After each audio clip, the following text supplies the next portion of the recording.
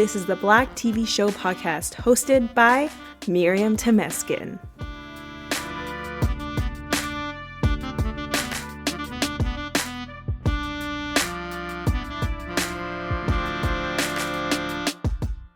Hello, welcome back. I have Shani back on the podcast. How are you doing? I'm good. How are you? I'm good. I've finished a movie, so now I'm just like relaxing, maybe waiting for another movie to come along, or I might start traveling, not sure yet. But what about you? So my birthday is coming up next week, November 12th, and I actually have a party to go to for a longtime friend the day after, and then I'll be celebrating my birthday the week after or the weekend after. So it's going to be a very lit game night, and I'm excited. This will be my 29th birthday. Ooh. Yeah. A year before you hit dirty 30. I know, right? And I'm low-key terrified, but also kind of like curious.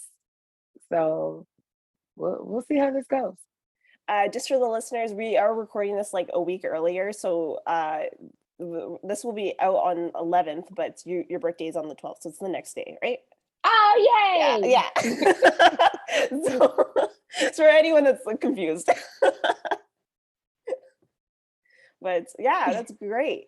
I just want to, before we get into this episode, there's a few things we got to say. First off, for people that are not living under a rock and have been hearing the news, this I guess is now like a few weeks ago. On October 21st, there was a tragic accident that happened on Rust, where Alec Baldwin shot the DOP and the director. And the DOP, Halyna Hutchins, I actually worked with her this summer. So it's literally, I saw her like 4 months ago. So it's wow. crazy to me that like you work with someone and then like this is the first time for me that I worked with someone and then they died. Like there's a difference, like if they're like old age, it makes sense, but she was 42 in her prime. Like she switched careers in her 30s, so she was just starting out, and she could have gone like in a few years from now she could have been in like big movies creating dope art. And unfortunately, she passed away. And I found out when I was on set, this is like the second last day before we were wrapping our movie. And at first I heard, someone got shot on a set. I was like, oh, I feel bad. You become numb because right.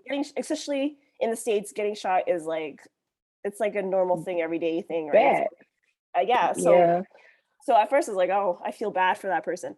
Then we found out it was Alec Baldwin that shot it. I was like, oh, I felt bad for him. That's like, as an actor, I know it's not his fault because someone has given him a gun that told him it's safe. So I know it's not his fault. So I felt bad because now he has all of this guilt. But then when our DIT guy, who, for people that are not in the industry, DIT means a digital imaging technician. They deal with backing up the footage and everything. He was one who was like up to date with all the info about the set, and he's like, yeah, so this woman that I interviewed for a job a few months ago, she's the one who got shot. I'm like, who are you talking about? And he's like, yeah, Halyna Hutchins. And I'm like, I worked with her. I literally got her lunches every day and got her personal things that she needed. So I was just you were close with her. I was really close with her, and I was just like, oh my God. And I didn't know I never knew she had a son. I knew she had a husband. She never really talked about her kid, but I just felt bad at like her kid, her husband, like her kid's 9 years old, with this whole on CNN for the first like week and a half, it was like the number one story, and I'm like imagine for her son and especially her husband, and her entire family. She's an American citizen, but she's originally from Ukraine, so it's like it's just it's interesting. It's just it's a very sad story, and it's just I've been on sets where there are guns. I was on a Universal movie 2 years ago, and they had a whole lot of guns. And the rule was you're not allowed to be around them. The armor is the one that guards them. And then when the actor is about to use them, the armor basically gives them a whole orientation on how to use the guns and basically don't point it at people. And if you're going to point it at a camera, the camera has to be locked. So that means no one is allowed to be around the camera. There's supposed to be shields, everything like that. So I don't know what's going on that set. And there's a whole like investigation right now I've been seeing, and it's like it's crazy. See, yes, because when Alec Baldwin put out the statement that he put out, I'm just like, I feel like in the longevity of your career, you knew not to do this. Yeah. Like, I don't even know what would possess you to point the gun at a person. Because one, trauma. Yeah. But also there are, like you just said, there are statutes in place for when this happens. And not only were you an actor on this production, you are a producer. Yeah, that's because I was talking to someone. I was like, as an actor, he has no liability. Like as an actor, it's not his fault because it's the armorer and then the assistant director that checks it. It's not him, right? So technically, as an actor, he has no issue. But when I found out he's a producer, I was like, oh, you're now screwed. Like, not only that, like, you are manning this, you're the overseer for this production. I just feel like I just feel like there was an opportunity for you to at least remember that as the overseer, you would look out for your own self. You would watch your own back. Yeah. So you would know about these guns. Yeah. But that's just me. But I have seen the outrage, rightfully so. And I don't think, like, you killed somebody, and though the moment will blow over, I guess, because the world will keep spinning. Yeah. That little boy is never going to forget that. Yeah. Her husband is never going to forget that. That's a lasting mark. Even for, it's a rookie mistake for a veteran. Yes. Yeah. And that's what hurts the most. Yeah. There's no amount of money that you can put up in order for me to forget, or in order for me to lessen the effect of my feelings. Yeah. So I just want to say, rest in peace to Halyna Hutchins. I don't know what else to say, queen. But yeah, it's hard because she was the first female director of photography I ever worked with, where in that field, specifically that position is always male. So they basically took out one of only a few women that are in that position. Wow. In North America. So it's hard. So. But on the lighter notes, so a few, I don't know what podcast we were talking about this. We were talking about Between Brothers, and randomly, like this week, Dondre decided to like respond to like a posting on Instagram. He basically said, "And I love that you ladies actually pronounce my name correctly, LOL." And then he says, "Just seeing this, I love it. It's one of my favorite shows that I've done. It's where my wife and I met because I got to cast her to play opposite me as a love interest because I'm smart." LOL. Now, see, when he commented that, I'm like, Sally was on the Cosby Show? Who did she play? On Between Brothers, he's talking about. Oh. Yeah. Yeah, Dondre, you are smart. We were talking about the show, but I don't remember what podcast we were talking about that, but I don't remember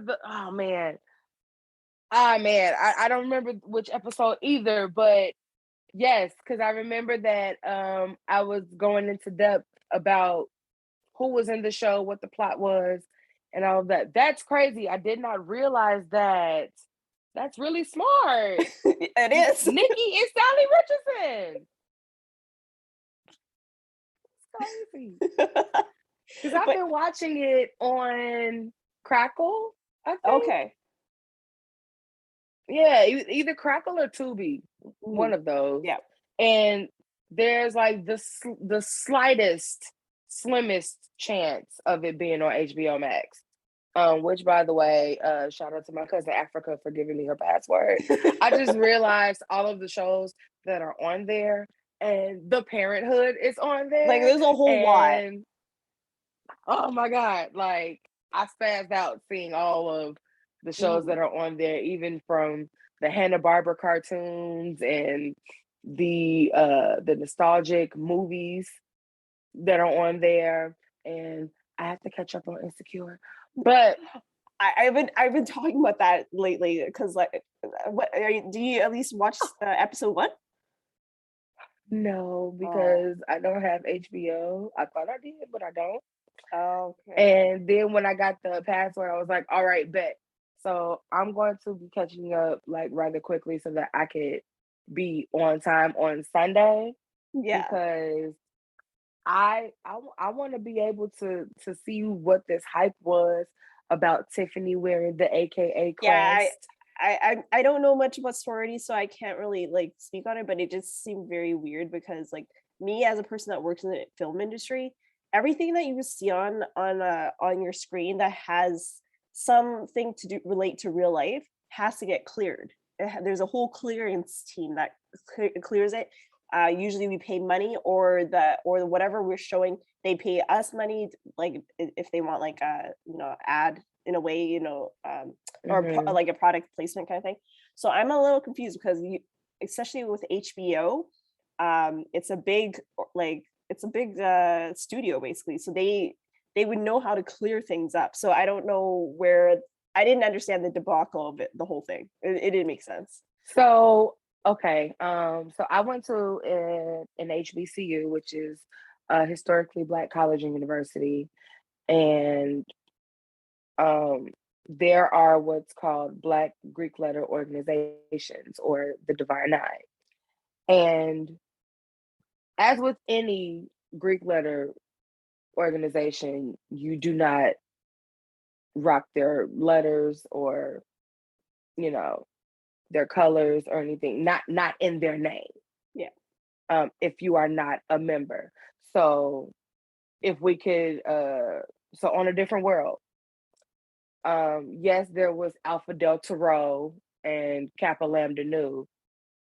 They were, I think it's safe to say that they were modeled after like AKA and Delta Sigma Theta.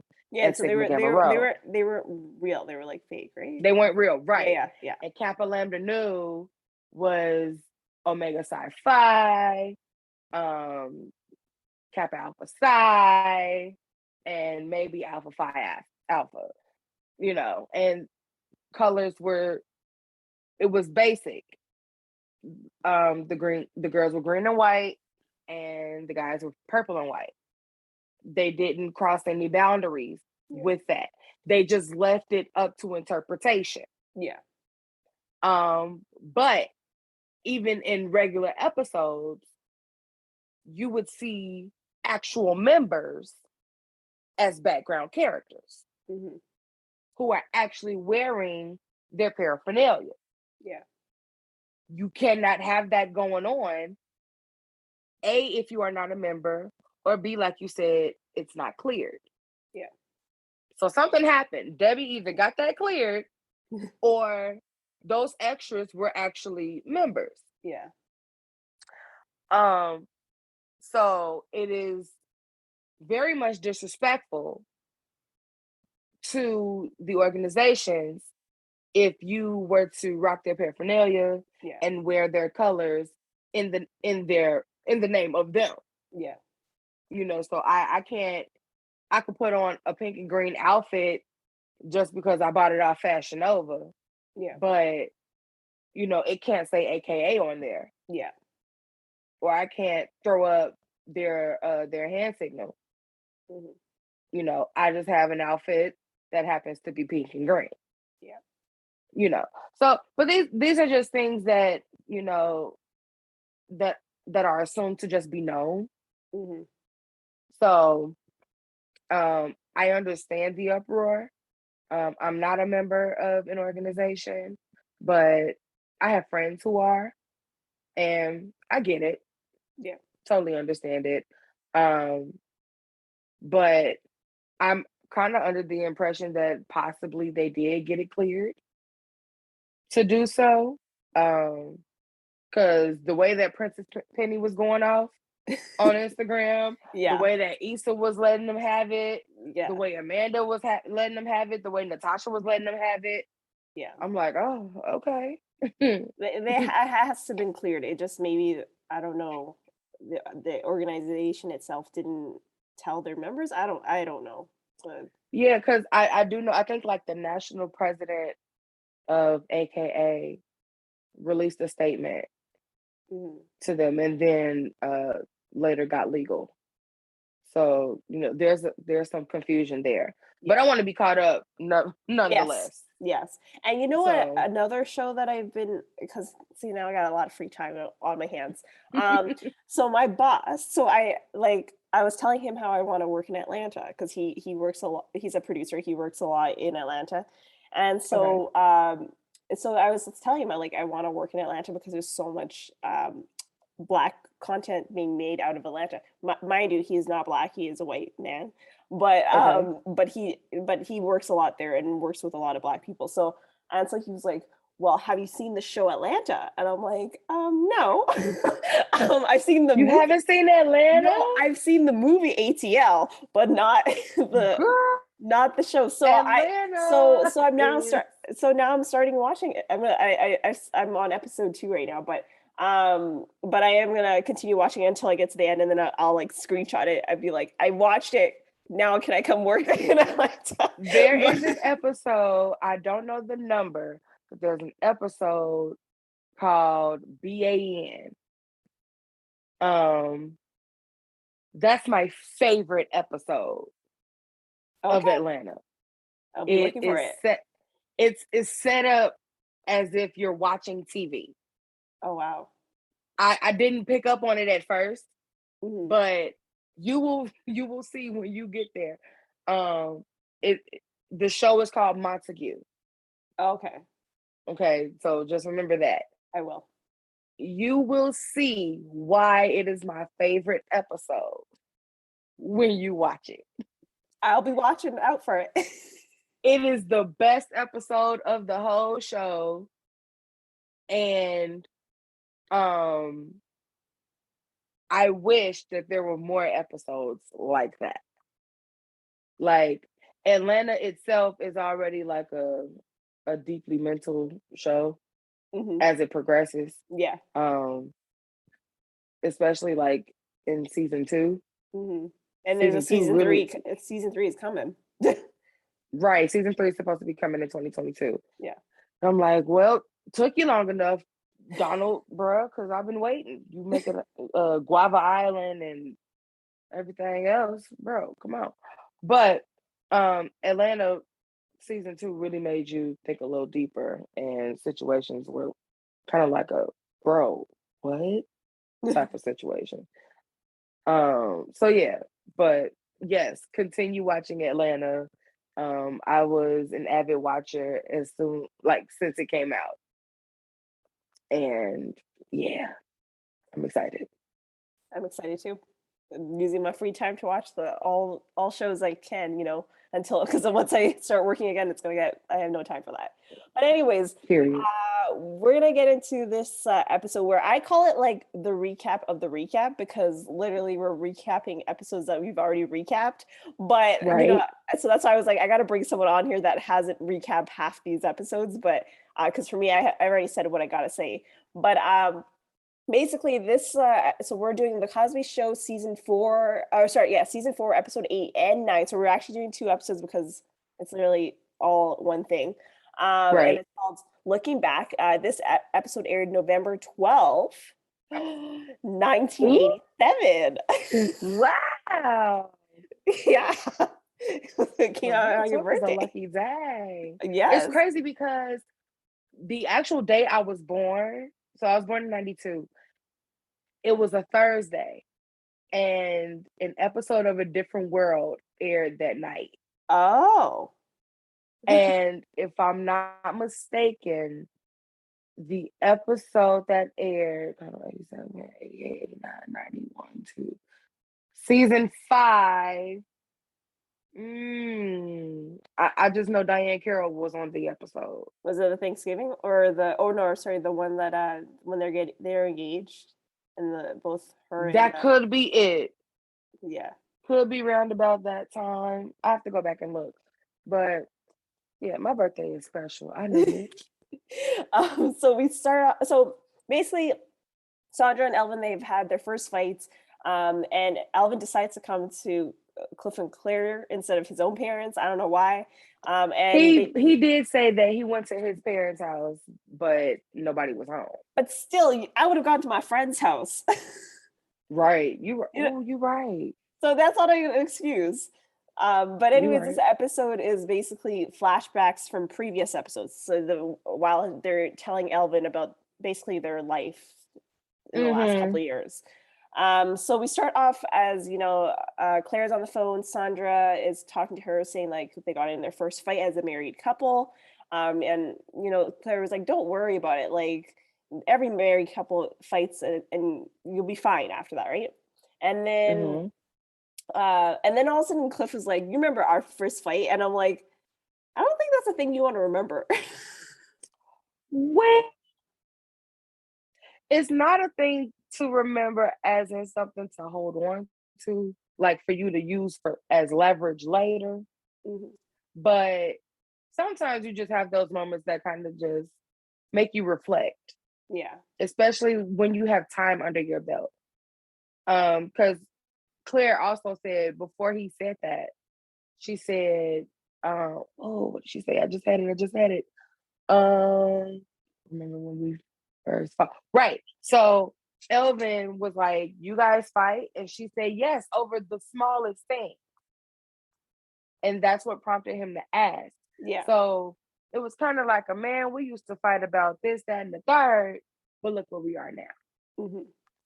So that's the way you should be holding on to that kind of memory. You ain't supposed to use that as part of your weaponry. Yeah. Ladies don't do that. That's not cool. Yeah. Gentlemen too. So yeah, and then all of a sudden Elvin stops by and we're like, okay, this is weird. But he's like, like he first plays it as if, he just went for a walk. And then Claire was like, Sondra told us. And he's like, yeah, we were in a fight, like we're in this terrible fight over the most stupidest thing, because basically they're fighting over being who's more tired. Elvin, man, look, I couldn't be with Elvin. I could not be with Elvin. You're not gonna invalidate my tire. You're not. Just because you do what you do that makes you tired, or just like you do what you do that makes you tired. I do what I do, and it makes me tired. So don't tell me that I'm not as tired as you are. Like, that's the quickest way for me to cuss you out. Mm-hmm. Invalidating me. And that's the problem. Because see, he's a little misogynistic. Yeah. And that's why I'm surprised that they married these characters, because what is wrong with you? I myself could not date a guy like Elvin. That episode where Claire read him for filth, and that was rightfully so. It was shown in the look back. Yeah. Yep, rightfully so. Because what is wrong with you? You saying this with your chest in my house? You crazy? Yeah.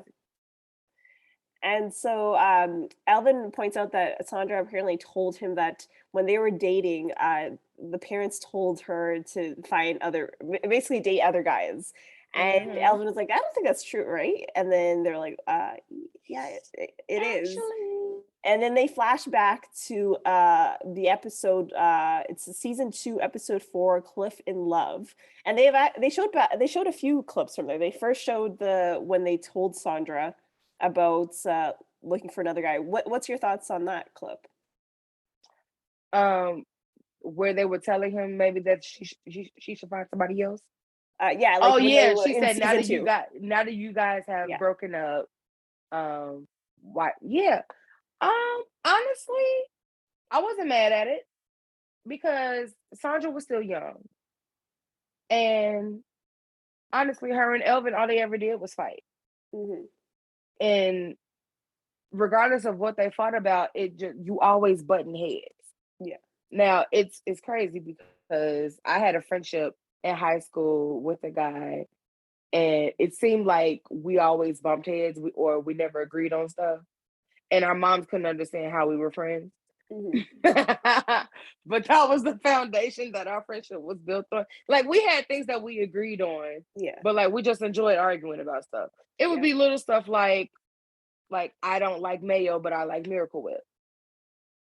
And vice versa. He'll be all like, that's salad dressing. That's too sweet. That's nasty. Why would you eat that on your sandwich? You crazy. And I'm like, mayo is nasty. It's trash. I hate helmets. How was you eating that? Ew. Barf. But I was also 17. But her and Elvin clearly were like deadly clashing. So I wouldn't want to be with anybody that I'm consistently clashing with.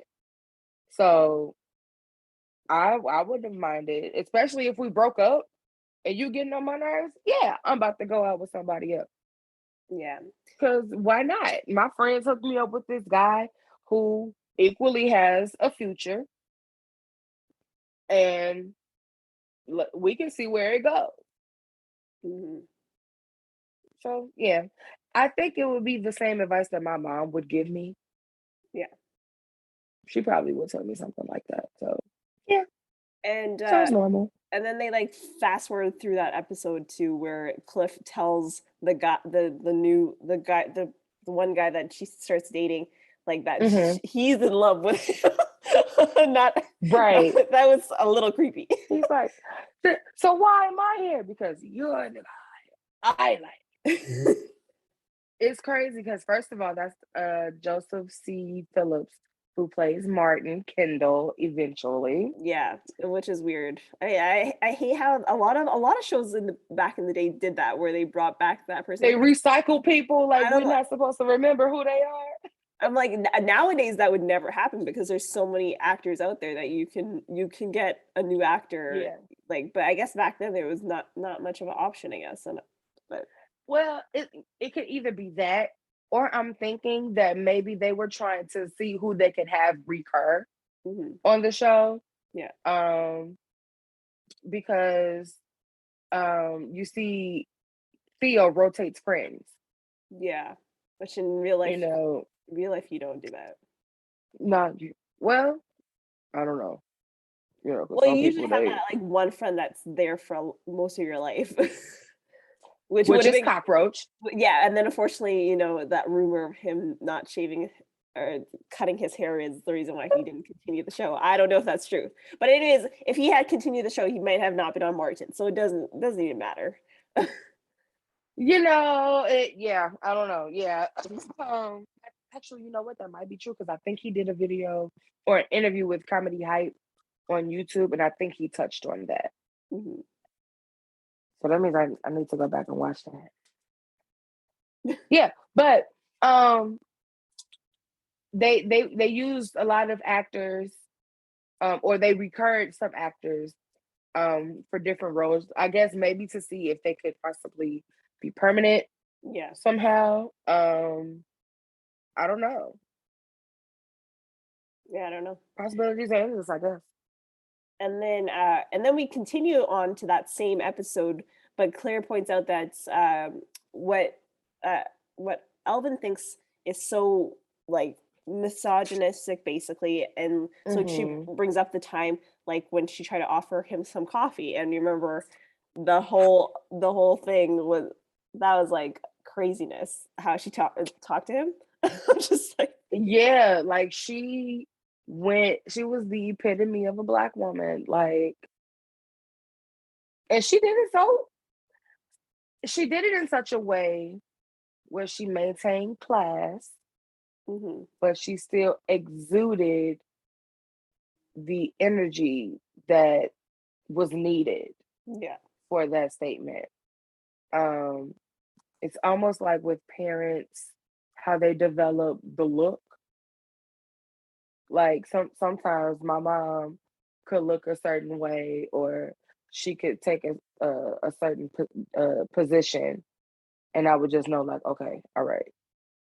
Um, and that's kind of what she had, and she was firm, and you can tell that she believed what she was saying, and the point got across. It's one mhm, of my favorite moments, actually. yeah. Would you say that is one of your favorite scenes? Yes, Yeah. Okay. hands down, absolutely. um, and then so then Cliff points out that Elvin actually is probably one of the better boyfriends, and then they flash back to a bunch of other boyfriends, and at first I was like, oh, it's about like a bunch of like all the girls' boyfriends, but then I realized they were all Denise's boyfriends, and I was like, what is this? So we're like shaming Denise? So, wow, yeah, no, we know Denise is the wild card. So you can't not point it out, but also remember Sondra wasn't in existence until Yeah, episode 2, yeah, at least. yeah. Um, because that first episode, it was Denise as the oldest. Theo's name was Teddy. Was it? The house, yeah, they Did referred I to him miss as that? Teddy. Oh, I did not know that. Yeah, it, it, Wow, it happened because I gotta rewatch that episode. I think he was like, messing with Rudy and Vanessa, Yeah. and they were telling on him, Mom, Teddy's bothering us. Oh my god, I did not know Um, that. Claire was not seemingly a lawyer. Yeah. She was seemingly a housewife. The house was set up differently, and I Yeah, want that's for to sure. say that it it looks similar to the setup of Anna and Russell's house. Oh, it kind of they probably maybe used it That afterwards. might that yeah, that might be what it is, because Yeah. it resembles it really closely. Um, and it was something else. Oh, I don't think Cliff was a doctor in the first episode. Hmm. He No, could have no, been he was because they showed a hospital scene. in the first episode they Yeah, did. which was like very Okay, rare. Yeah. okay, because I was going to say if he wasn't a doctor, I think he was like a blue collar man, like a plumber. That was the original plan, but then his wife, Okay. his real wife in real life told him just to change it. Oh, okay, that's what it was. Yeah. Okay, gotcha. So yeah, but it was different because by episode 2 they were living in the bigger house, Yeah. and now Sondra is somebody who's in the picture, Hmm. and she's already away at college when they Yeah. start. Yeah. So yeah, the setup was different, but also um the only boyfriend experience that they had at the time was with Denise, Yeah. and Vanessa's too Denise young. had some interesting characters Yeah. with her. I love the one where the I don't he's not a reggae guy, but he was listening to the reggae music, I said, and hey, like man. yeah, and then like his head, like that crazy head, I'm probably making noise with my headphones, but like Yeah, he it's was like bobbing his hair back I and was like forth. I was like wow. Like, I He was was like so into it. amen. I said, and man. And she, and man. Yeah, and then she joins. I was like, oh my god. I'm like, oh, can y'all stop, please? And then the second person they brought up was Kristoff St John, who St. John. we all know him from The Young and the Restless. He was in that episode, How Ugly Is He? And then he started talking about what are No, grades. that wasn't Kristoff. Right. So the How Ugly Was He? That was a different dude. Yeah, no, but there's an episode called How Ugly Is He? And he's in that episode. It's so weird. Is he? Yeah. That's crazy. Yeah, that the episode name is How Ugly, but he's not the guy that is ugly. Okay, that's crazy. Wow. Yeah, so he's the one who was talking about grades don't mean anything. He was saying that that grades really just put pressure on people. Yeah. And he's like, okay, so you got this grade, now what? And he was also saying that like a grade does not reflect your level of it doesn't reflect. It does not affect or reflect your intellect. Yeah. My goodness. Try saying that 6 times fast. He was saying that like you could be a genius and still make C's, which is true. Mm-hmm. Just like some people do not test well. Yeah. I myself have test anxiety, which resulted in me having 3 different scores for the ACT. And like I sometimes when I was in school, I would understand the word completely in class and would be totally clueless at home. Mm-hmm.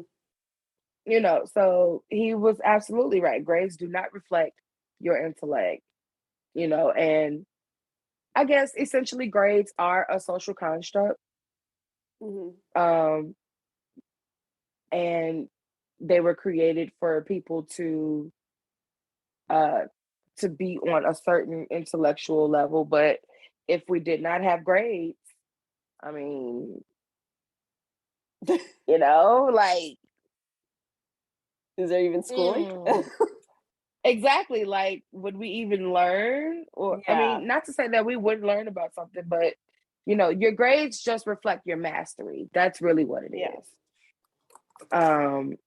And the higher the grade, the higher the mastery. That's really what it is. You can understand it beyond what you're being taught. What is wrong with me today? Oh, maybe it's still too early. You can still understand what you learn beyond what you're taught, but your grades in school just go according to the curriculum. Mm-hmm. So it is what it is. And then the last boyfriend was the guy from the pilot episode where he calls, how ugly is that guy? You know what I mean? So those are all Denise's boyfriends. So then we flash back and basically they're saying that Cliff is he's a tough dad, like he looks out for his kids. And so we go to that clip where he talks about how he is Old Yeller, like the dog, he's there to protect the home. And then at the end, I love how Claire was like, at the end of the movie they shot him. They shot Old Yeller. He just walks off. Yeah, because it's just like what people say, oh, I would have loved like Romeo and Juliet. They died. What's wrong with you? I know. Why do you want to love like Romeo and Juliet? Like they're literally like the modern day Romeo and Juliet would be Bonnie and Clyde. Yeah. Well, they're a twist, but still, are you really sure that you want to love like Romeo and Juliet, a forbidden love? Yeah. Where the families did not get along, so they snuck off. Yeah. And had people involved and was doing all this extra. Come on now. And so we move into Act 2, and where Rudy and Theo come downstairs, and they're like, "Oh, what's up? Like, why are you here?" And then at first, Alvin, I think he's like, "Oh, I came for a walk for a walk," and then they're like, "You came, like, you did a walk? What?" And then he's like, "No, I got into a fight with Sondra." And they were talking about how they were like, Alvin was like, were talking about Denise's weird boyfriends, and Rudy Mm-hmm. like she was like, yeah, she has weird boyfriends. But then Thea was like, I'm not surprised. You know, weird attracts weird. And we have a whole montage of Of like her her outfit outfits. Yeah. and her looks. The makeup, And I'm like, especially. y'all really coming for her today. I know she's not even in this episode. That's even worse. That's so bad. I mean, now some of these looks Denise threw together, it's the 80s. Yeah. You know, so stuff was wild and crazy and stuff that didn't matched. I mean, Yeah. you know, so I personally wouldn't have put some of those looks together. But it is what it is. The grunge look was in, and she was very much grungy. I mean, and at some point she graduated to wearing Cliff's sweaters, Yeah. which I think now are a thing. Hmm. But also history repeats itself. Yeah. And trends are recycled. They always come back in style. Some styles never leave. Like a black tie affair is always going to be something that is top two and not two. Hmm. The 90s look, the older look, the way that people want to tap into like life, like how our previous generations lived life. You know, I have friends who joke about wanting to wake up and sit on the porch and just people watch. Or I have friends who talk about like, oh man, I see why my grandma did this. I see why my mom did that. And it's like, yeah, you know, when you get a glimpse into or when you just come to the reality of, look, my bones don't work the way they used to, or I can't stay up as late as I used to be able to, or whatever the case is, you know, that gets recycled. And so I think Denise is a reflection of that. Hmm. She is a live in living color walking reflection of that. She definitely is. And so then we come back from that montage, and Theo was like, you know what? Like, because I think someone said, no, Denise is not weird. She just has a unique look. And so then Theo was like, yeah, you're Mhm. right. Vanessa is the weird one. And then we go back to the pilot episode where that whole soap in the eyes. Back when she was annoying. Yeah. Oh man. Poor Rudy.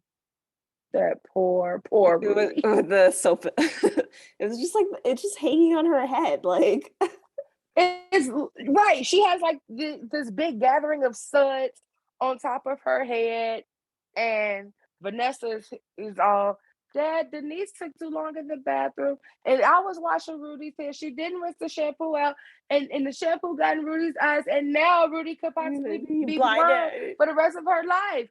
If she is, can we get He a was getting dog? dog. And that was the whole like running joke at the time. Yeah. She wanted a dog. Yeah. So anything that she could, any excuse she could find for her to get a dog, Hmm. she was gonna try to get this dog. Yeah.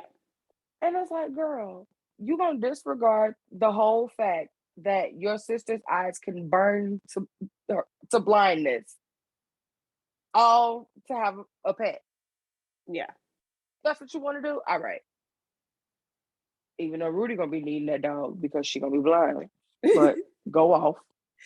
And so we come back from that clip, and Claire was like, we should be calling anyone in this house weird. And so Theo was like, okay, then we're unusual. Like they're unusual people. And so then Theo was like, brings up because the family is just so unusual, brings up the time that they brought the real world.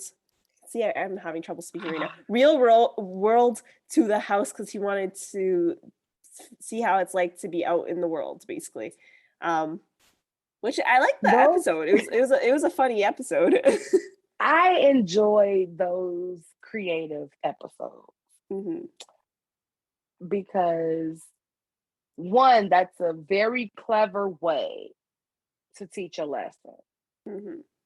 Because I think my mom probably would have just yelled at me. Or just would have been like, "What is wrong with you? Have you lost your mind?" Yeah. No. Because like my mom would just be all like, this is gonna mess up your credit. It's gonna do this, it's gonna do that. You gotta do this, you gotta do that. These people were just all like, "Oh no, we're gonna show you." And he got everybody involved, and uh every step that he took in the house was a glimpse of reality. At least reality in that time.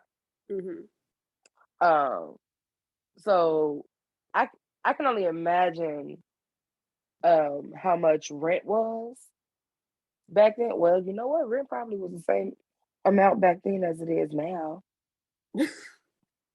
but the value might have been different. Yeah. But um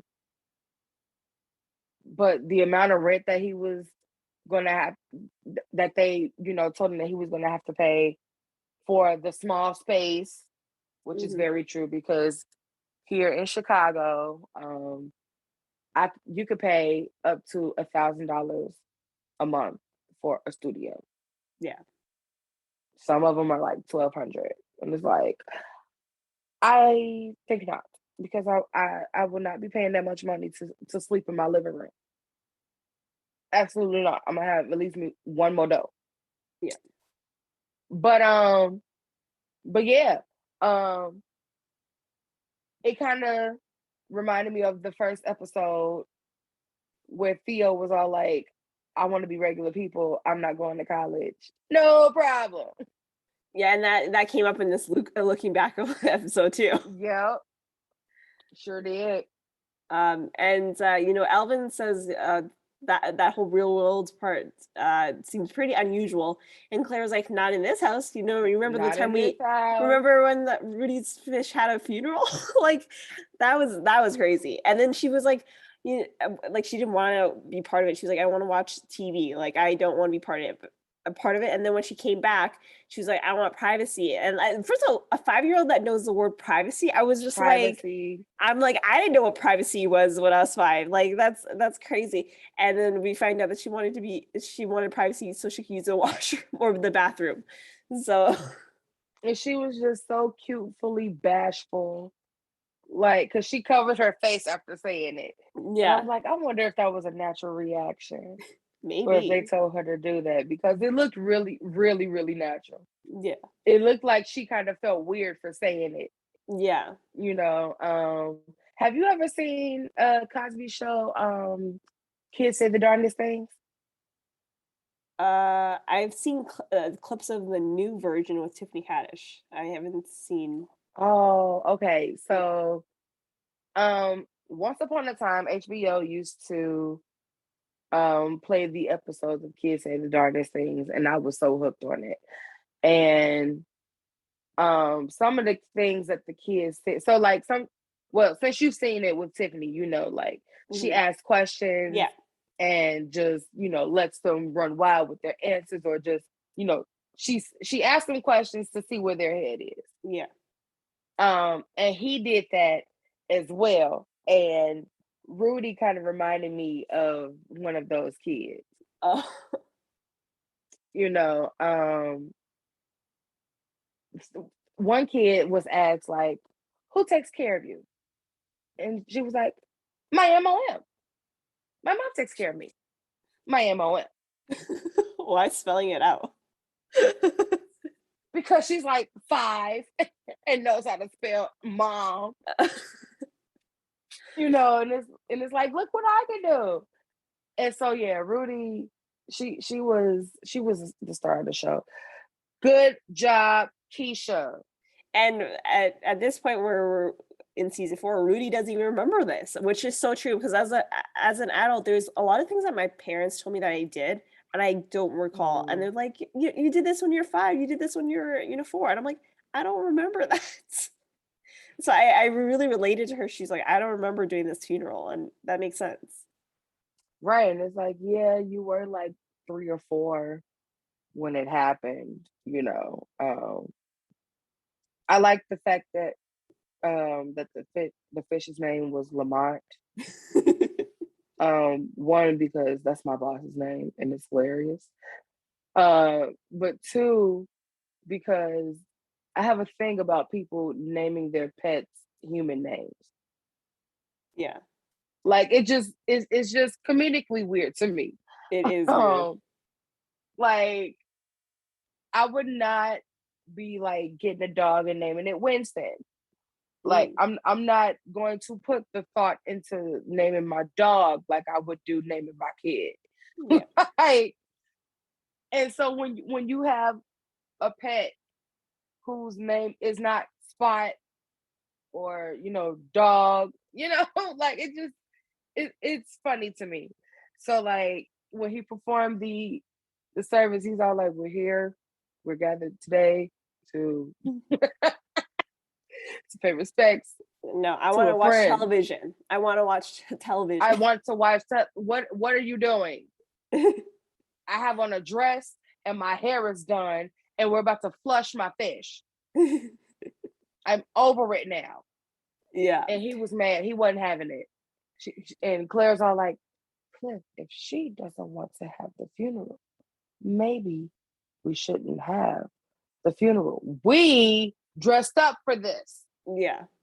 Now I felt him because if I put this much effort into it, we doing it. We doing it today. Yeah.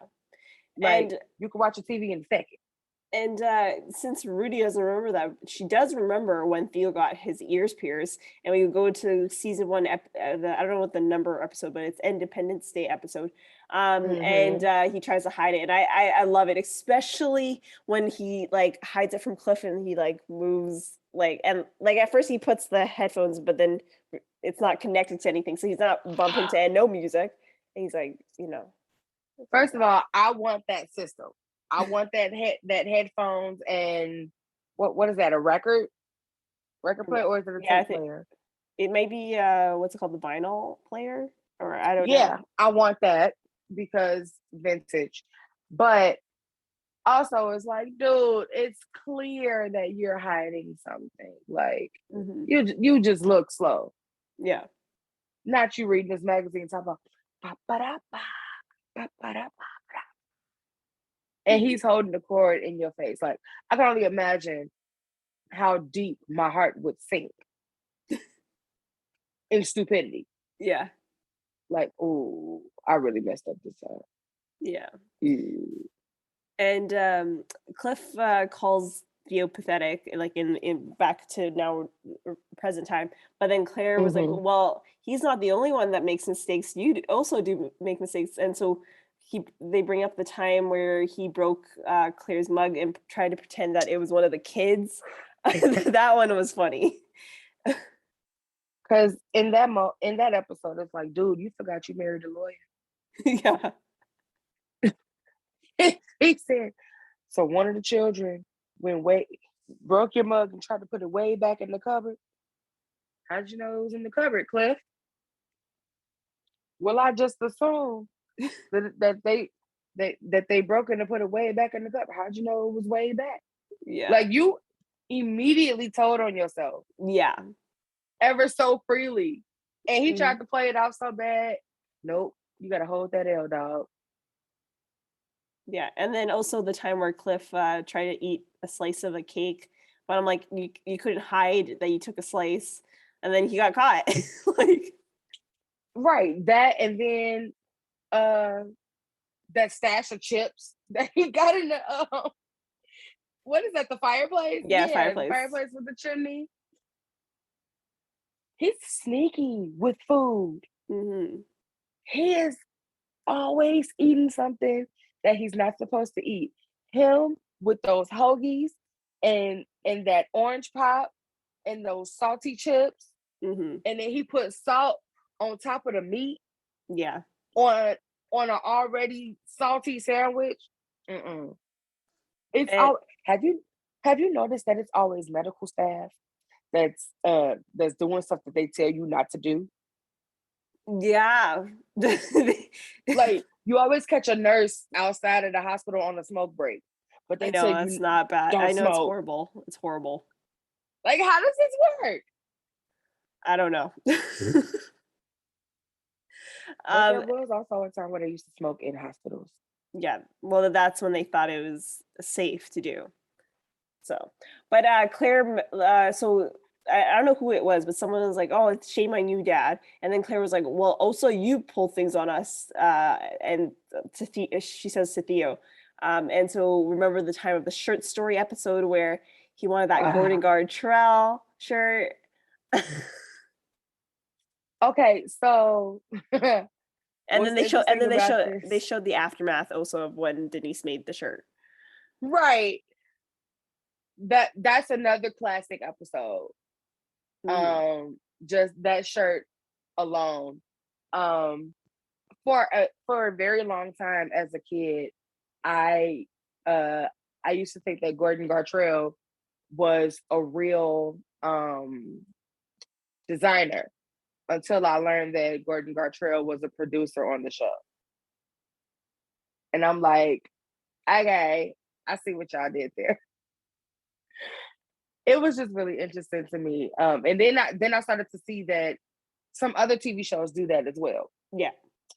They will either like name a character after a producer or somebody who's a part of the production team, or there's an episode of The Parkers where the lady who like killed her husband, they used the name Bill Boulware, who is I think the executive producer of the show. Yeah, I think he was the executive producer of The Parkers, but like his name was used as a fictional character's name. And I was like, oh, okay, I see y'all. Yeah. For people that like Gordon Gartrell, he actually had to sign away clearance to use his name, just like how we were talking about the Insecure. That also gets clearance. Like I've seen it done on, especially when I was on a TV show last year.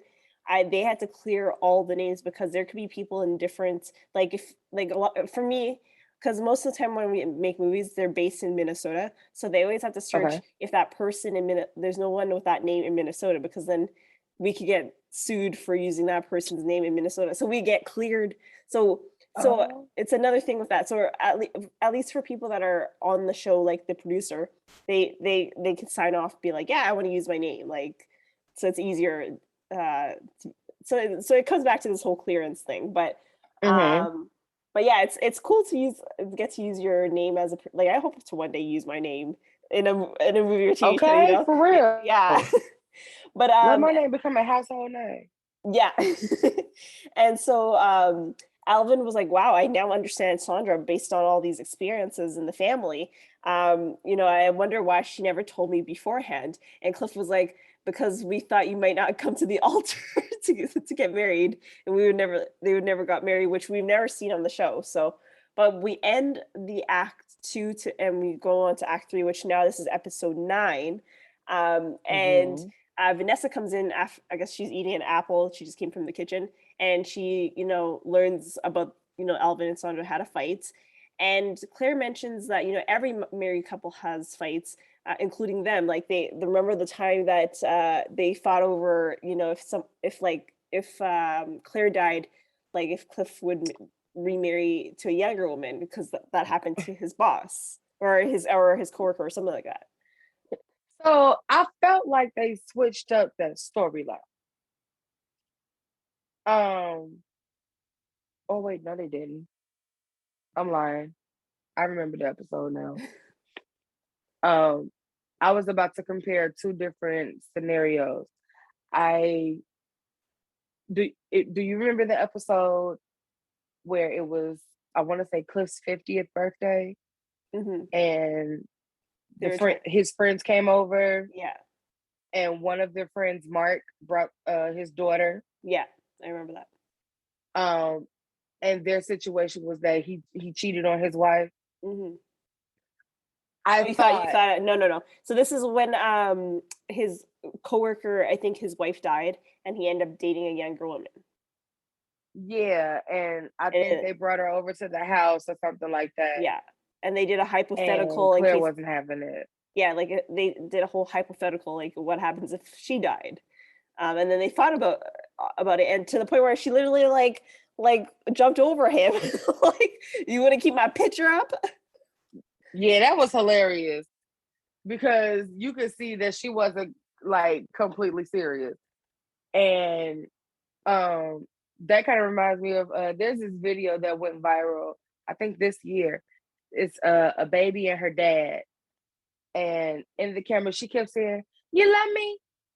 You love me?" And he was like, "Yes, yes, I love you." And she kept asking, "Do you love me?" And he kept saying, "Yes." And then like he answered her one time like, yes. And she smacked him. And I was like, oh, wait, that's that little baby. It was so cute. But also, Claire, girl, you know that man ain't going nowhere. Yeah. And Claire mentions that, at least when after they fight, they usually make up, and it's always good afterwards. And they bring up the clip when Cliff brings a bunch of apples. They're listening to Duke Ellington in the Sentimental Mood, which I love that. I love that song. I love that song. And he comes and brings the apples, cuts them, and then she eats a bite, but he eats like a whole right, a whole half of it, a whole slice, like Sean. Yeah, so the apple look good though. Yeah, and can we just? My bad. Can we just pause and talk about the good music that they play on the show? Yes. We hear so many songs that the titles may be unknown to us, but they are tunes that we can like regurgitate or that we could mimic. And I've learned so much jazz music or just music in general from watching the Cosby Show. There's a song, man, I cannot think of the woman's name. But on one of the episodes, they played a song called Candy. Yes. Candy.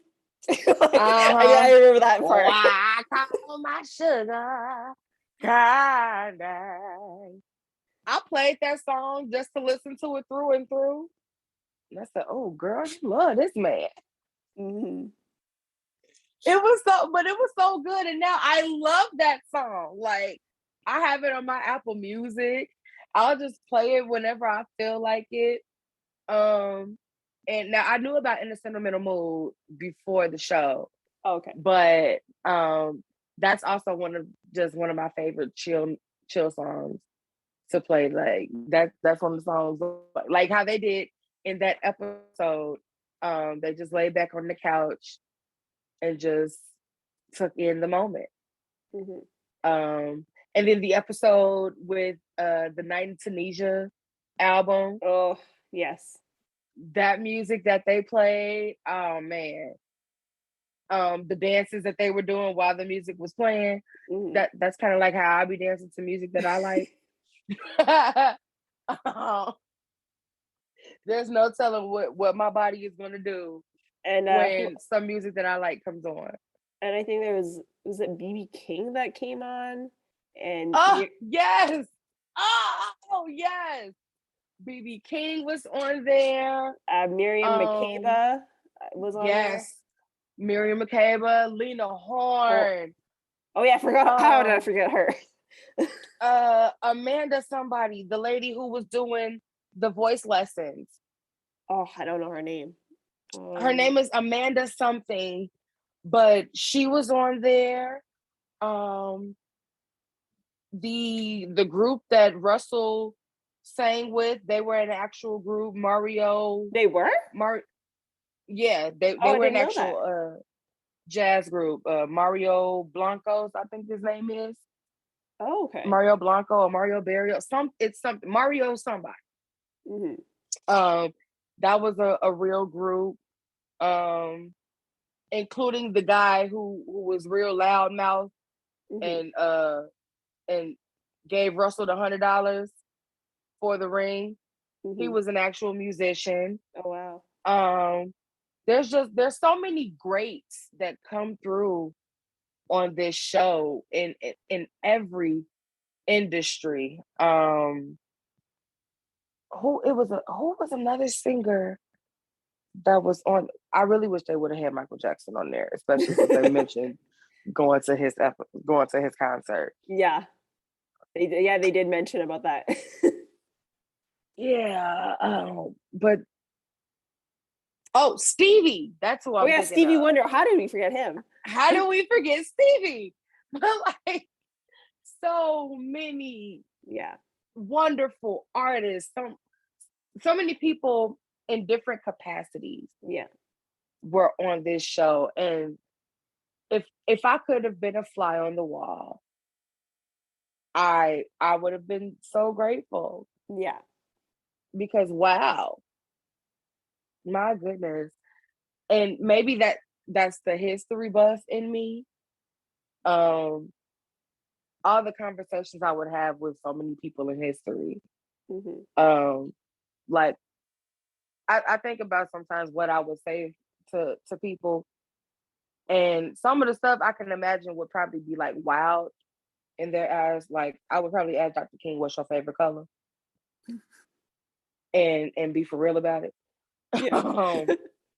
Like I would want to ask like regular questions. Like, yeah, I could ask you about politics.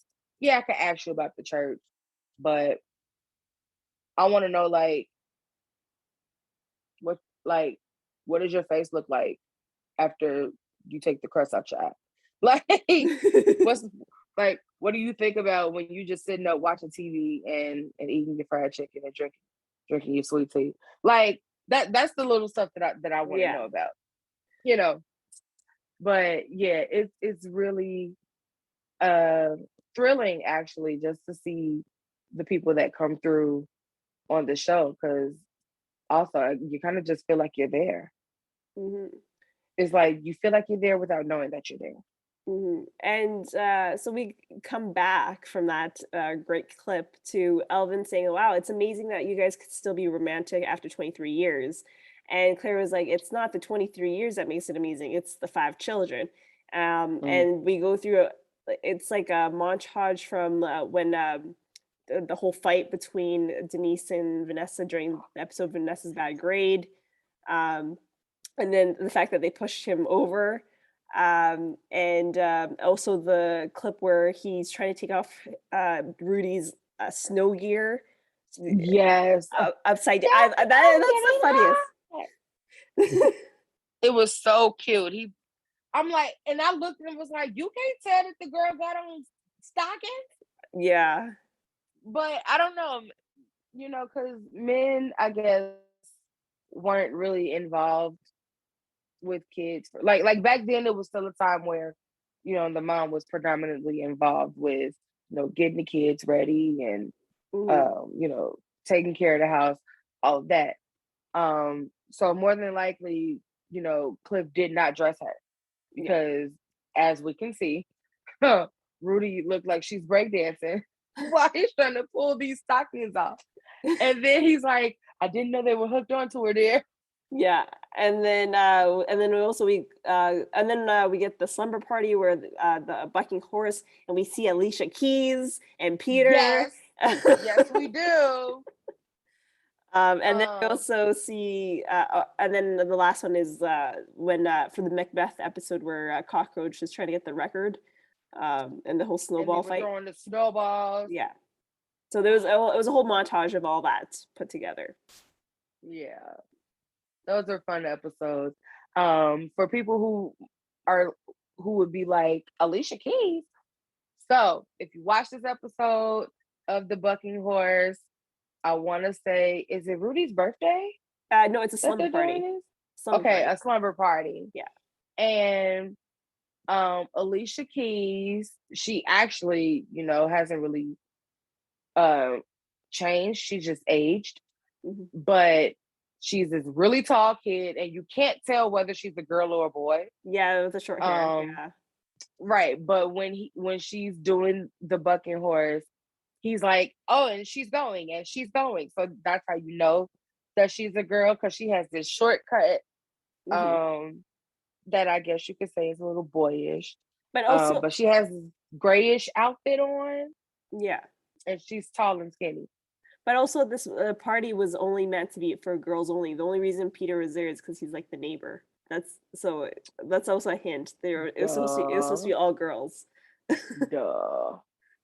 Yeah. But like, if there's I guess a take or a still maybe, where all the kids are on the couch. Yeah. And so she's towards the end by the closest to the door. Yeah. And you see her. And I'm like, oh, that is Alicia. Yeah. Like, oh my God, look at you, girl. Look at you. Did you know you would be a singer by now? No, you didn't. No. Or possibly, I don't know. But yeah, it's like, hey girl. I have this theory with the Cosby Show. I always say, because I've noticed there's a lot of actors on the show that did not continue acting afterwards. They like just stopped. Probably they did a different career. I have a theory that they, for all these like one day players, basically, they're probably people from the hood of New York.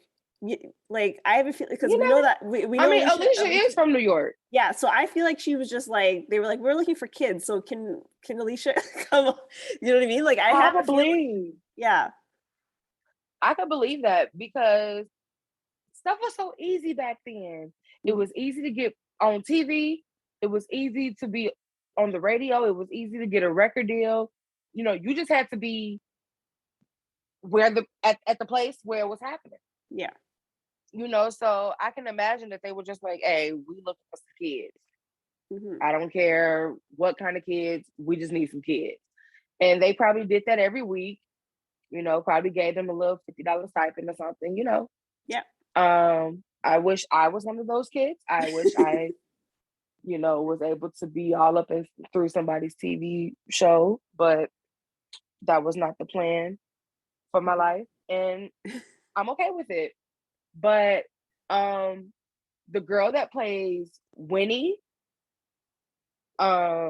she has a website, and on her website she mentions that she was on a nationally syndicated show. She doesn't say what show it was. What? But I don't think she I don't think she did any more acting really after the Cosby Show. I think she still has that money. Yeah. But I don't think she's surprised done anything after that, because she's like a therapist now or something. I'm surprised why she didn't say the name.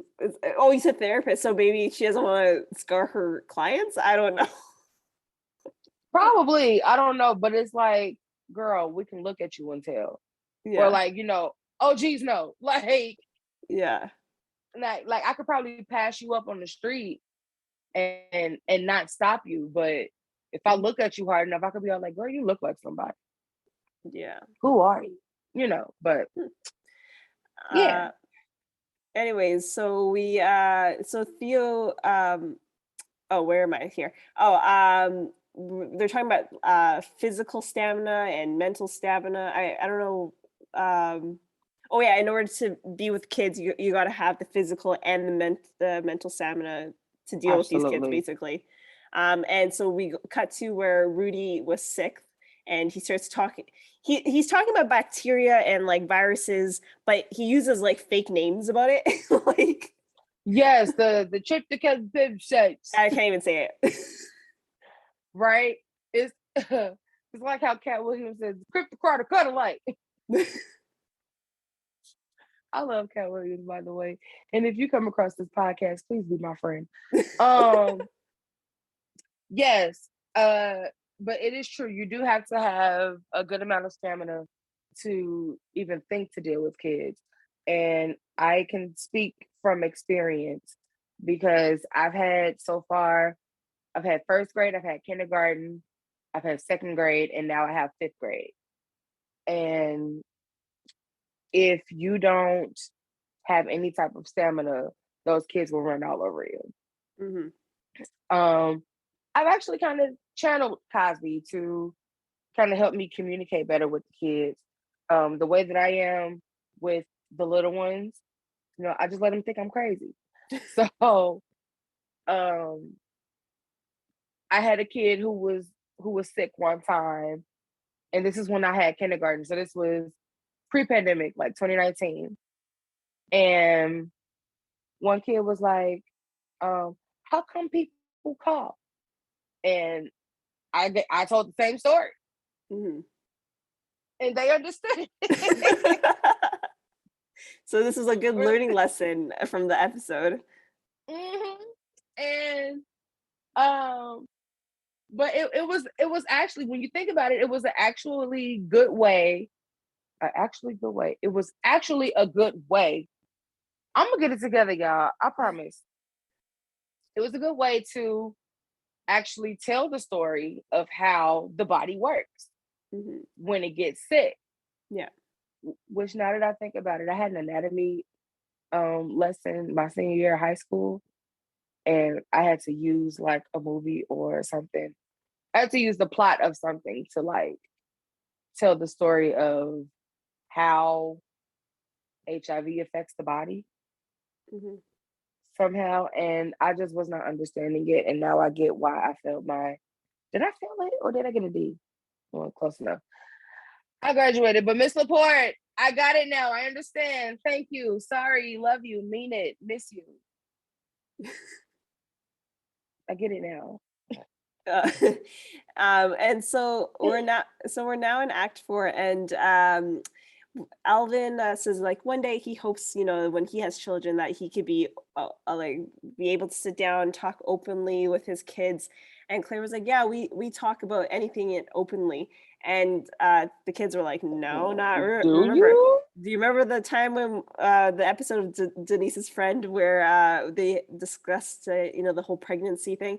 And I would say this is probably the one episode, even though it was a very serious matter of an episode, it made me laugh. I remember, I think it was either probably my first or second watch. I watched this probably when I was like 8 years old or 10 years old. I can't remember what age. And because of the audience, if you hear the audience in the background when they're having this discussion, they're laughing like no tomorrow when we find out, oh, Theo's the one who's pregnant. So what are we gonna do about it? And like everyone's just like, because that's not. Yeah. Because in real life, that's not gonna happen. He's never gonna be pregnant. But like, like he was like, I know what ain't me. Yeah, and then they were like, what if it's you? And he's just like, I want to know who did it. And I died laughing, and I love it. I don't know why. It's probably one of my favorite episodes, but it's such a serious matter that it's weird. You know what I mean? It's kind of weird that it's like very serious, but it's so funny. You gotta have some type of comedic relief. Yeah. From with a touchy subject like that, especially back then where teen pregnancy was at an all-time high, or just the teen sex rate was at an all-time high. But it kind of also spoke to how different things were back then than they are now. Back then it was so touchy to women, and men just didn't touch it at all. And Theo was even like, I don't know how it feels. Come on, guys, help me out. Me, personally, no, think about it, dog. If you were a girl, you got pregnant, you don't know who your baby daddy is, and you all out and alone, what you gonna do? Yeah. Don't nobody need to tell you how you will be feeling? And he like, I guess I'll be feeling scared. Would I feel scared, guys? You in the house full of women, dog. You in a house full of women, dog. You need to know these things. You need to be sensitive to these things. But it just it does speak to it now, because of course now, spaces are more open and guys have more than enough access to information. They have plenty of opportunities to learn about things, and we're learning to not let every subject be so touchy. Yeah. You know, we're learning to let it be a subject that puts you in touch, you know, if I'm making any sense. Yeah. So yeah, but that episode was very much important because I can only imagine the amount of teen parents who may have watched that episode. How many teenagers who might have been pregnant at the time and had not said anything to their parents. Mm-hmm. Yeah. And needed some type of guidance because, you know, those were the things that you just hid back then. Mm-hmm. You know, you couldn't let, as a parent, you couldn't let anybody know that you had a pregnant teenager. Yeah. And as a pregnant teenager, you couldn't let an adult know that you had, you know, that you were pregnant. Or you almost couldn't even tell your friend Mm-hmm. that you were pregnant because Yeah. then it's like, oh, your parents are going to think of me differently. Yeah, you get the shame. I'm going to get I'm going to get shamed. I'm going to look at as a person of the night, or you know. Yeah. So yeah, it was really. I'm glad they did that episode, and same. I admire the fact that they took risks on touching different subjects in the Cosby Show, and then later into a different world. Yeah. You know, especially with with one of the episodes, the one where Denise's friend was getting married, and who was also pregnant at the same time, and how she explained that like she got pregnant so that they could get married. Yeah.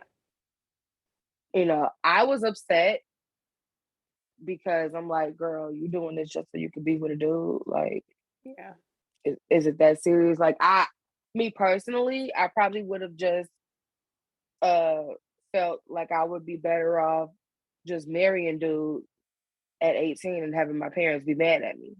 Yeah. Because to bring a baby in the mix, yeah, as we saw, yeah, was not great. a good move. Yeah. And then Cliff makes that speech about, yeah, we're gonna get angry, but we want you guys to come tell us the issues because we're the ones who love you and want to make sure you're okay. And it's we such need to know how to help you. Yeah, and I love that. It's such a universal message. Because honestly, I think all our parents would get mad at us if we got pregnant, or we dated someone that was older, or we stayed at someone's house, all that stuff, all the things that they were talking about. And like I said, the amount of teenagers back then that needed to hear that. Yeah. We don't know what kind of courage that possibly has given anyone to say, Mom, I'm pregnant, or Mom, my girlfriend's about to have a baby, something, so thank y'all for that, honestly. Yeah. And so we come back to where Elvin points out, it might be sad that, you only have 3 of like the 5 children at home, and like you guys will eventually be empty nesters. And Cliff was like, no, I'm happy. And he was like, okay. His plan is to live there for forever. And Cliff was like, no, we want to experience the joy of missing you. Right. I love that. Yeah. And what's even funny is that they don't get to do that. Because he doesn't go away to college, he goes to NYU. Yeah. And then but no, he ends apartment, he's not there for long. Yeah, but then I think he eventually moves out, right? Or no? Or does he stay? Oh my God, I don't even remember. Well, yeah, you're right. He does move out, but then he keeps coming back. Yeah, for to eat the food and to wash his clothes. Yeah, it's almost like he was never gone. Yeah. And then Sondra comes and be like, "What are you doing here? Like, this is my parents' house. You're like, supposed to be right." And then your mama house. And that's when he mentions that he did go to his parents' house, but they were not home. But as I said at the beginning, he kind of gone to a friend's house, or met up with a friend or something like that. You know what I mean? Like that shows that he probably ain't got no friend. Maybe. Sorry, Jeff. Free, we love you. Yeah, Come join us. we've never seen the, oh yes, for him, Jeffrey Owens, that'd be amazing if he joins us. But I was gonna say, like, that's probably why they never showed the wedding episode, because we never got to see their groomsmen like in the bridesmaid. Ooh, you're right. Cause you know what? And now that I think about it too, they mentioned family members that we never see. Like Thornhill, is that his name? I don't know who's Thornhill. Their cousin? Yeah. Oh, okay. They mentioned a cousin Thornhill.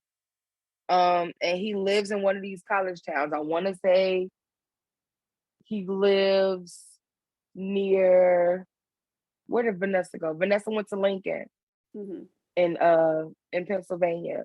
I want to say okay. he lives close to there. Because he was telling one of the kids, you can call your cousin Thornhill. Say, hey, cousin Thornhill, I'm hungry. We mailed him a wok for Christmas. Oh yes, he I can make remember you that. up something real quick. And I'm like, oh, okay. But we never meet Thornhill. Yeah. And it's other people that are mentioned that we don't meet. And I guess that's part of the stuff that we ain't supposed to, pay attention to. But, is what it is. Yeah. And so Sondra is not mad anymore in terms of this fight. She's like, I want this fight to be over. Like, they were overreacting about the whole tiredness thing. And yes. And Claire mentions, when the Huxtables get married, they get married and they stay married for a long time. And we flash back to season 2 happy anniversary, where they do Ray Charles, The Nighttime is the Right Time. I love that. Yes, that's another iconic favorite of mine. That's one of the episodes you just do not forget. It doesn't matter how many years go by, that episode will always go down in history. Like Keisha, for her to have been as young as she was and the experiences that she was having. I mean, all of them were fairly young, but she was the baby. Yeah. And have you seen her daughter? Keisha's real daughter? Yeah. Yeah, I've seen photos of her. Oh my God. I'm like, girl, you belong in front of a camera. Okay. you are Rudy incarnated. Yeah. Or reincarnated rather. But yes, that is my favorite. Because first of all, I love Ray Charles and his style of music. That man sings secular lyrics with a gospel voice. It's one of my favorite things to do. Like at work, all we do is sing and cut up, and I remix songs to make them funny. Like Michelle Williams has a song called "Say Yes," and she's like, "When Jesus say yes, nobody." So I'll be like, "When Jesus say yes, my mama still say no." And my kids at work, they laugh all the time. My coworkers are like, "You're an idiot. You're funny." So yeah, but to see the pantomime of it all first, like every time I see the scene, I focus on Keisha just because I was kind of the Keisha in my family. Yeah. I was the Rudy in my family. And my family likes to do pantomime performances. And I remember being the kid, being out of step. Everybody else is in line, and I'm just throwing it all off. And it's cute because I'm cute and because I'm little. And then the feeling that she puts into lip syncing her part. Yeah. It's like, sing, girl. Put your all into it. Yes, ma'am. Work.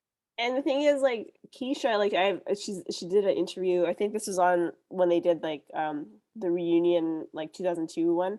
And she was saying, like, I was saying all those words, but I had no idea what they meant, but they were all grown up words. Like, absolutely, because that whole song, I thought about that the last time that I watched, or when I was watching in preparation. And I was like, y'all really had this girl singing this song? He said, the nighttime is the right time to be with the one you love. Mm-hmm. The night, why y'all got this girl singing about that? Yeah. You know, but then I also reflect on being a kid singing songs that I shouldn't have been singing. Yeah. Like when I was probably about 7 or 8, Ron Isley came out with Contagious. And that year, everybody my age and up knew the words. Now, I didn't know what it meant. I didn't know what he meant all the way. Yeah. Some stuff I was able to interpret it. But I was singing that song with my whole chest. Some of these 90s songs, I'm singing with my whole chest. Yeah. Then they talking about stuff I don't know nothing about. And at the time, I don't need to know about. Mm-hmm. You know, so it's funny. It's funny, but she did a really good job. Theo did the whole production was just it was A1. Mm-hmm. And I love when they did stuff like that because they did another one in another episode. For the next anniversary, I think. Yeah, the golden anniversary. That was James Brown. I just don't remember the name of the song. I Got the Feeling. Yes. But yep. yeah. Because Rudy came out, baby, baby, baby, baby, baby, baby, baby, baby, baby. I got the feeling. Yeah, they did that. Yeah, so that is the end of looking back of, I guess, the first 3 seasons, because I don't think they showcase anything from season 4.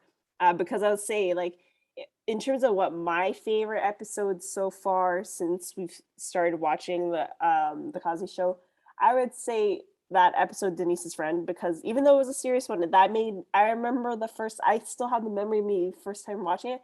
I died laughing. I couldn't stop laughing. And it's because also the real life audience that was watching it, the amount of they were going crazy. I don't know what was going on. So shout out to those people. Don't know who they are, but also I think Call of the Wilds were the episode that we watched. Yeah. That one is probably my second favorite so far. So what about you? Because I have a lot, I think. I like the episode where no, that's the wrong episode. No, that's the wrong season, I mean. Hold on, let me think. So I do enjoy the Shakespeare. I enjoy the Lord, Dance Mania. Oh, that hasn't come. That's coming up. Oh, snap. That one is a good one, but it is coming up. It hasn't. We haven't gotten there yet. Okay, wait. Okay, let me backtrack this. Okay. Maybe season 4 is your favorite. It seems like, because even Shakespeare was in season 4. You know, I like the show overall, and like sometimes these episodes run together on me.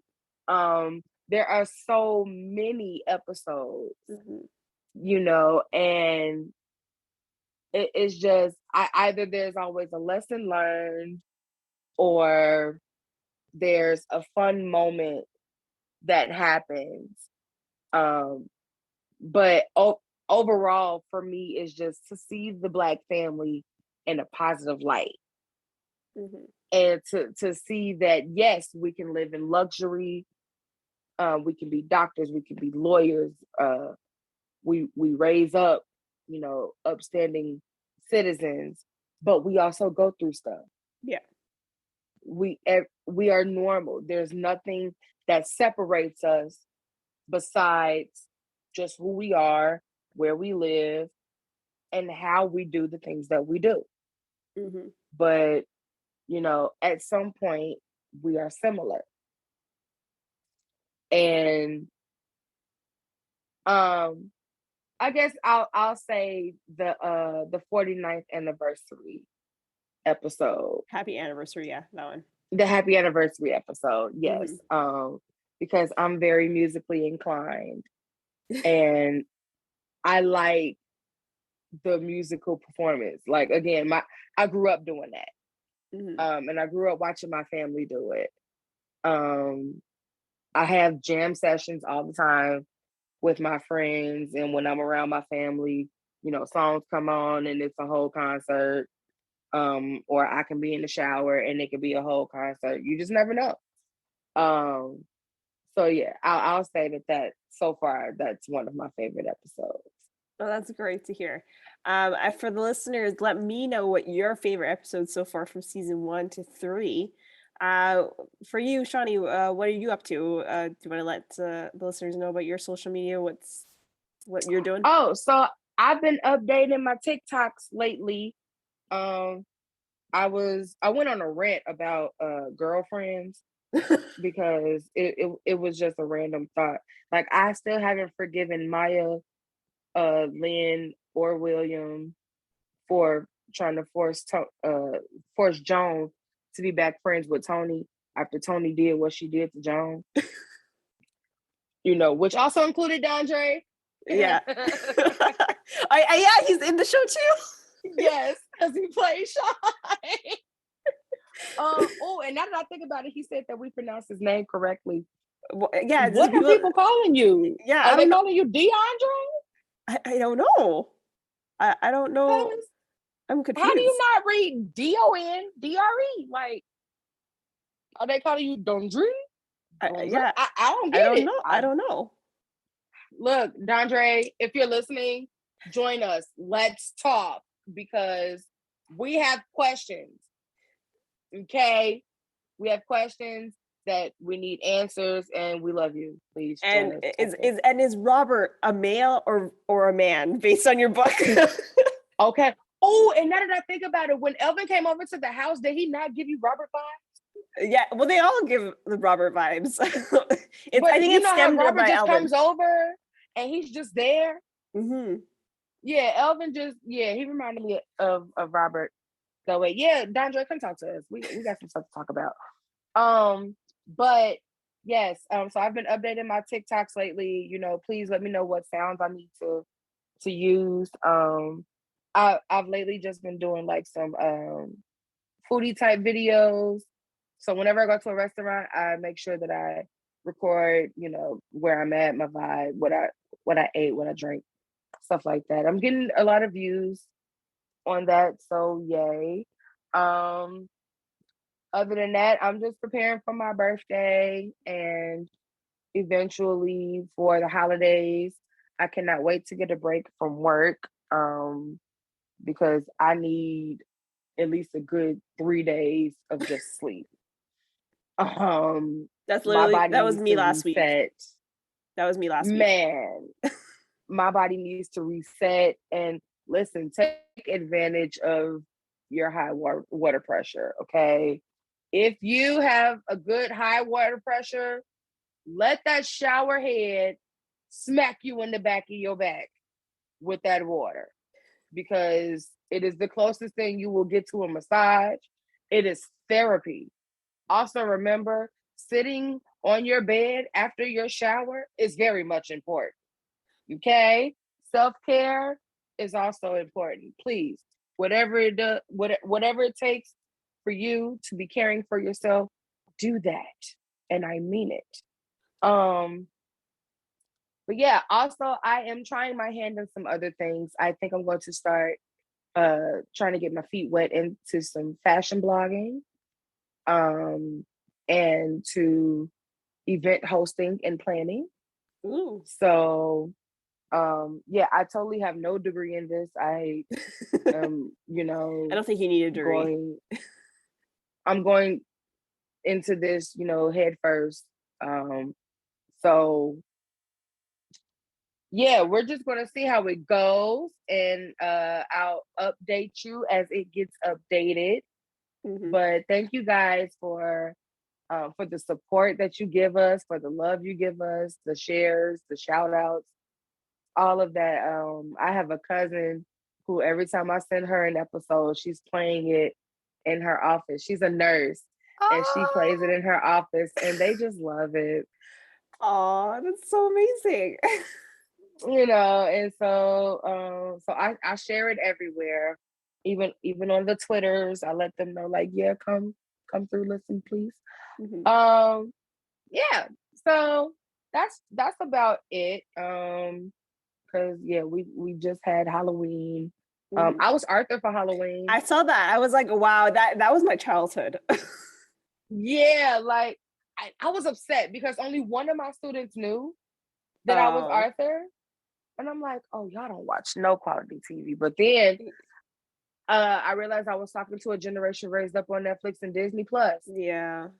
And these children watch stuff like On My Block. And as of late, they've been watching Squid Game. So that's not a kid's show, is it? Not at all. Not at all. And do you know I had to hurry up and watch it and finish it before they spoiled it for me? I was like, oh no, I gotta watch this before y'all make me mad and tell me what happened at the end.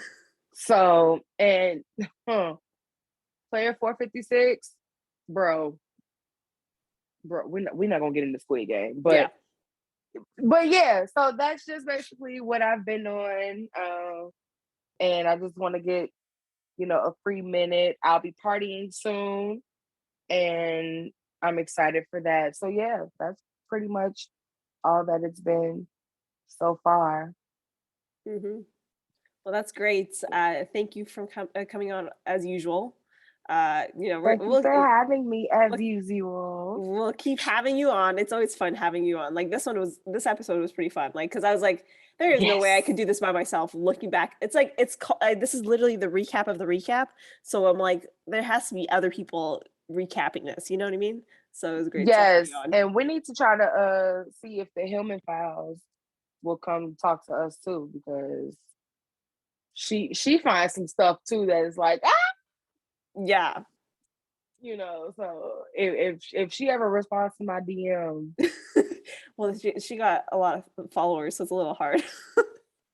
Oh yeah, you're right. I let her have that. Yeah, my bad. Mm-hmm. Well, we'll talk again, and we'll see you all on the next one. Bye y'all.